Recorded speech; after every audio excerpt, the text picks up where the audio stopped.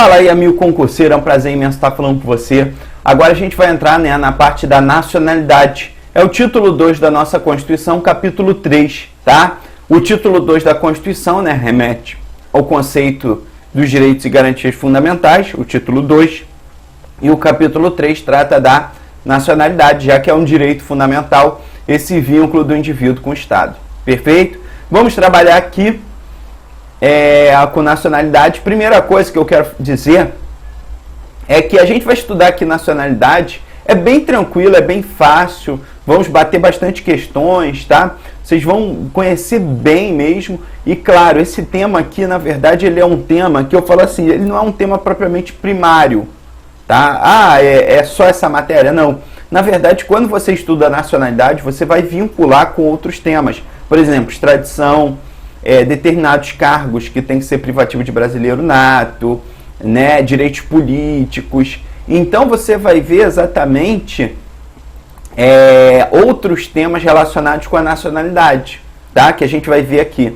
Então é importante você estar com essa matéria bem legal, bem em dia, exatamente porque as bancas hoje em dia, elas são assim, elas cobram vários conteúdos dentro de uma só questão, né? Então pode pedir direitos políticos e nacionalidade ao mesmo tempo, tá? Primeira coisa que a gente tem que observar os conceitos, alguns conceitos que eu vou falar aqui sobre povo, população, cidadão, né? Então a gente tem que tomar cuidado com esses três conceitos, povo, população e cidadão. Porque na hora da prova é muito corriqueiramente o cara que vai fazer lá a questão, ele mudar esse conceito, tá? Tanto mudar ali o povo, trocar por população ou cidadão, e a gente tem que tomar cuidado com isso na hora da prova. Primeira coisa é o conceito de povo. Povo está relacionado àquela pessoa que tem um vínculo com o país, né? Pela nacionalidade. Tranquilo? Então essa pessoa que tem um vínculo com a nacionalidade, seja ele brasileiro, então ele é brasileiro, né? Ele é um do povo brasileiro, seja ele nato ou naturalizado, ele tem um vínculo com a gente, né? Um vínculo com o nosso país, né? Então, povo é um conjunto de pessoas que fazem parte de um Estado, possuem um vínculo pela nacionalidade. Perfeito? Até aí, tranquilo, né? Já não podemos confundir com o conceito de população. População é um conceito meramente demográfico. Perfeito? Mais amplo que o conceito do povo. Olha aqui, ó.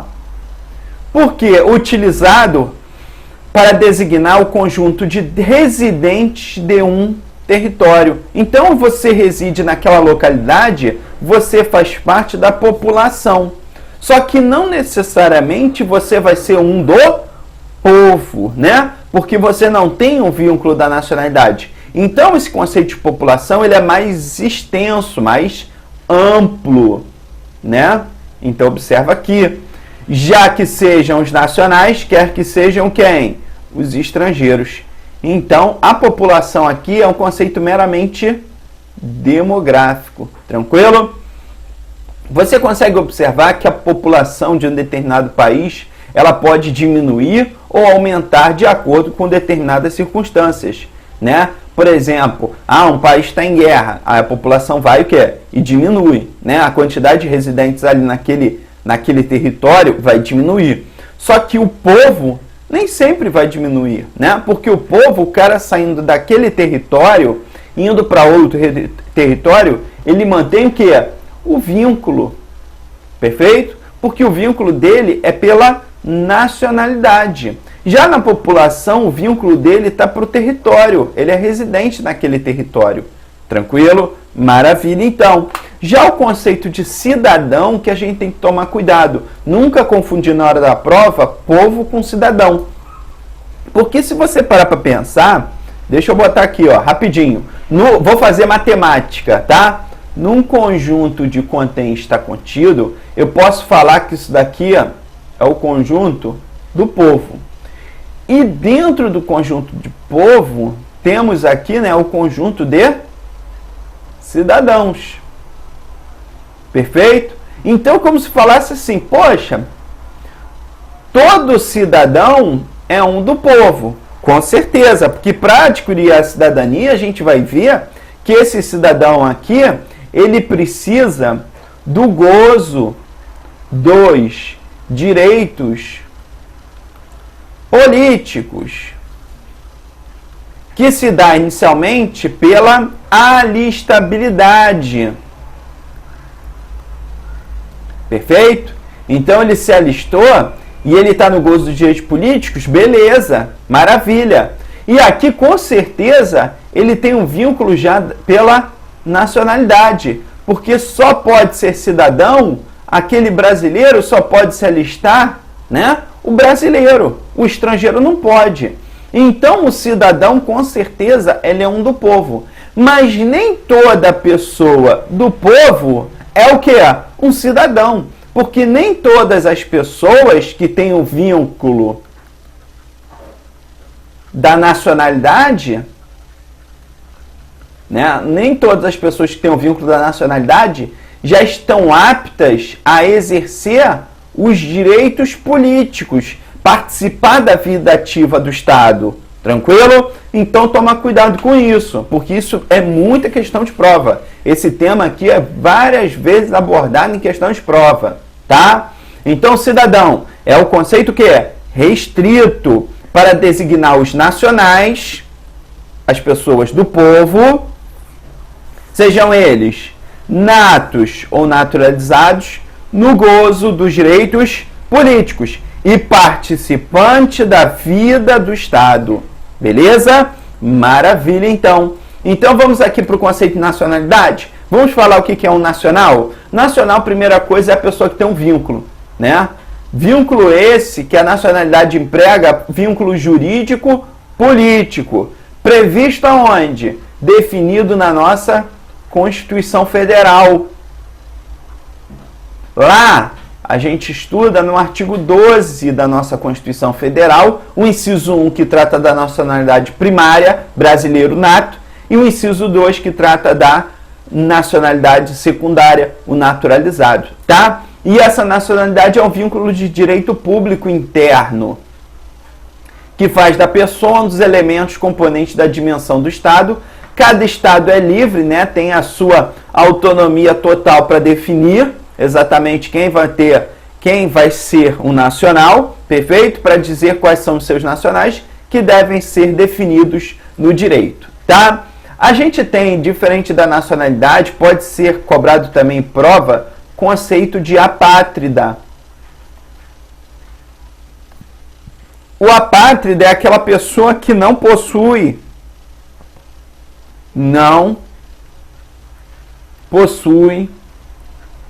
vínculo com nenhum Estado. Né? Essa pessoa não tem vínculo com nenhum Estado. Então, o apátrida, ele é trabalhado também, né, na parte do direito mais internacional, vamos dizer assim. A gente não vai falar muito sobre o apátrida, mas aqui só a título de curiosidade a gente tem que deixar esse conceito, né? Que na hora da prova se vem falando apátrida, opa, ele não tem vínculo com nenhum Estado, tá? Então, teoricamente, ele pode se naturalizar brasileiro, tá? Aí, mas vamos estudando. E também a gente tem o conceito do multinacional. O que é o multinacional? É aquela pessoa que tem mais de um vínculo. Perfeito? Então ela tem um vínculo com o Estado, com outro Estado, com outro Estado. Ela é um multinacional. Perfeito? Maravilha? Beleza, então. A gente chama também que o cara que tem a dupla nacionalidade, né? Ele tem a dupla cidadania. A gente chama muito assim. Cuidado, dupla nacionalidade, não dupla cidadania, porque cidadania já é outra coisa, tá? Temos também que observar que a competência para legislar sobre nacionalidade. E o artigo 22, inciso 13 da nossa Constituição fala: compete privativamente à União legislar sobre, aqui ó, inciso 13, nacionalidade cidadania e naturalização, né? Então, você toma cuidado na hora da prova que a competência privativa da União por meio de lei, porque a própria Constituição, no artigo 62, parágrafo 1º, fala assim, ó, é vedada a edição de medidas provisórias, vulgarmente chamado de MPs, né? Sobre matéria, ó, lembra que medida provisória é ato exclusivo do presidente da República. Só ele pode editar o quê? Medida provisória com força de lei. Mas ele não pode, é vedada a edição de medida provisória sobre o tema nacionalidade, cidadania, direitos políticos, partidos políticos, direito eleitoral. Nacionalidade está aqui, ó. É vedada a edição de medida provisória. Perfeito? Então você vê exatamente, tem que ser por meio de lei, né? A nacionalidade do indivíduo, as regras de nacionalização, né? O procedimento, a naturalização, né? A nacionalidade secundária, cidadania, parte eleitoral, perfeito? Maravilha, então. Também outro tema, está no artigo 5º, que é muito cobrado em prova também, né? Infelizmente a gente tem que observar alguns temas. O artigo 5º, inciso 71 da Constituição, fala: conceder-se-á mandado de injunção, remédio constitucional, sempre que a falta da norma regulamentadora torne inviável o exercício dos direitos e liberdades constitucionais e das prerrogativas inerentes à nacionalidade. Está aqui, ó, soberania e cidadania, né? Então, quando você ficar limitado ao seu direito do exercício da nacionalidade, quando a falta da norma regulamentadora a faltar, né, a falta da norma regulamentadora, você pode ingressar com o quê? Com mandado de junção, pedindo exatamente o que? Aplicação do direito a você, naquele caso concreto, sobre nacionalidade. Perfeito? Questão aqui, ó. Beto e Pedro travaram um intenso debate a respeito dos conceitos de nacionalidade e cidadania.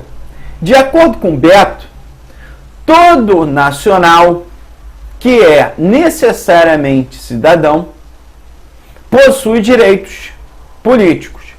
Para Pedro,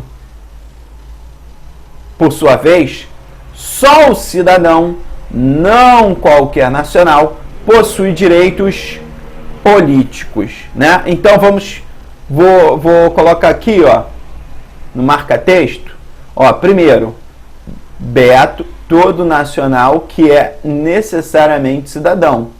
Marcou aqui? Aí você vai falar para Beto, pô, Beto, nem todo nacional é necessariamente cidadão, tá? Na verdade, todo cidadão necessariamente é um nacional. Lembra do conjunto do povo e cidadão que eu botei lá? Né? Então tem que lembrar disso daí. Pô, Beto, você tá errado. Já Pedro, por sua vez, só o cidadão, não qualquer nacional, possui direitos políticos, né? Então aí você já sabe exatamente quem está certo e quem está errado. À luz da sistemática constitucional, é correto afirmar que, 2 pontos, Beto e Pedro estão totalmente corretos. Errado. Beto não está correto, não. Beto está totalmente correto. Errou, né? E Pedro parcialmente correto, já que todo nacional é cidadão. Errado aqui. Beto está incorreto em parte, pois o nacional não precisa ser cidadão. E Pedro, incorreto, já que não só o cidadão tem direitos. Ai, caramba! Então, Pedro está totalmente... aqui. Pedro está totalmente correto. E Beto, incorreto. Pois nacionalidade... nacionalidade e cidadania são institutos distintos. Embora são institutos distintos, eles trabalham muito em quê? Em conjunto, né? Foi o que eu falei. Direitos políticos e nacionalidade são bem assim, de certa forma são separados, distintos, 2 instrumentos distintos, porém trabalham em conjunto, né? Resposta é letra D. Já que Pedro falou que só o cidadão, não qualquer nacional, possui direitos políticos, né? Nem todo, por exemplo, uma criança. Uma criancinha nasceu hoje, brasileiro nato. Poxa, é um do povo, é um nacional. Tá no gozo dos direitos políticos? Não, pô. Nem chegou perto ainda. Tranquilo? Maravilha. A resposta é letra D de dado. Vamos falar agora sobre os critérios de nacionalidade, que é outro tema importantíssimo, né? E aqui, ó, a nossa Constituição Federal, ela adotou 2 critérios para atribuição da nacionalidade primária. Quando você observar na hora da prova nacionalidade primária, eu estou dizendo que ele vai ser nato. É o vínculo originário, primário, nato. Ambos partindo do nascimento da pessoa, tá? E aí, a nacionalidade primária resulta por 2 fatos. Podem ser 2 fatos. Primeiro, o fato do jus solis, que é o quê? A pessoa nasceu em terra brasileira, tranquilo? Então, jus solis é o conceito da terra. Essa pessoa nasceu no nosso território. Perfeito? Isso daqui está consagrado no artigo 12 da nossa Constituição, inciso 1, a linha A. Perfeito? Maravilha, então. Já o jus sanguinis, que é o conceito de sangue, então a gente vai observar os ascendentes daquela criança, né, que nasceu, tem que ter o sangue brasileiro, perfeito? Sejam eles natos ou naturalizados, mas tem que ter um sangue de um brasileiro. Então, o critério sangue é pelos descendentes. Os sanguíneos, eu boto sangue, né? Eita, ficou feio isso aqui. Peraí, deixa eu acertar aqui. Pronto. Deixa eu acertar aqui, sangue. Aí. Já o conceito do sangue está previsto no artigo 12, inciso 1, a linha B e C. E é isso aqui que é um problema. Por quê? Na hora da prova, você vê assim, o jus solis, artigo 12 da nossa Constituição, inciso 1, a linha A. Um só critério que a Constituição definiu para o sangue, para o solo. Já no sangue, 2 critérios, a linha B e a linha C. Mas aqui eu quero que você entenda uma coisa. O jus solis é a regra. E o jus sanguinis no nosso território é a exceção. Toma cuidado com isso na hora da prova. A Constituição Federal adotou como regra o critério jus solis e adotou como grau de exceção o jus sanguinis. Maravilha? Perfeito? Toma cuidado com isso na hora da prova, tá? Então, origem territorial, vamos falar do solis, né? De origem territorial, jus solis, atribui a nacionalidade a quem nasce no território do estado que o adota, independente da nacionalidade dos ascendentes. Perfeito? Nasceu em solo brasileiro, é brasileiro nato. Maravilha? Já o jus sanguinis, pode ser jus ou ius, tá? Origem sanguinis, né? Ius sanguinis, funda-se no vínculo do sangue, segundo o qual será nacional todo aquele que for filho de nacionais, independente do local de nascimento. Beleza? A nossa Constituição adotou como regra o critério jus solis e como exceção o jus sanguinis. Perfeito? Então, questão aqui do Tribunal de Contas do Rio de Janeiro, cargo de procurador, questão lá de 2008. O critério adotado pelo direito brasileiro para atribuir a nacionalidade, ele está perguntando o quê? O critério. E aí você estudou. Qual o critério? Você bota lá na prova, solis, né?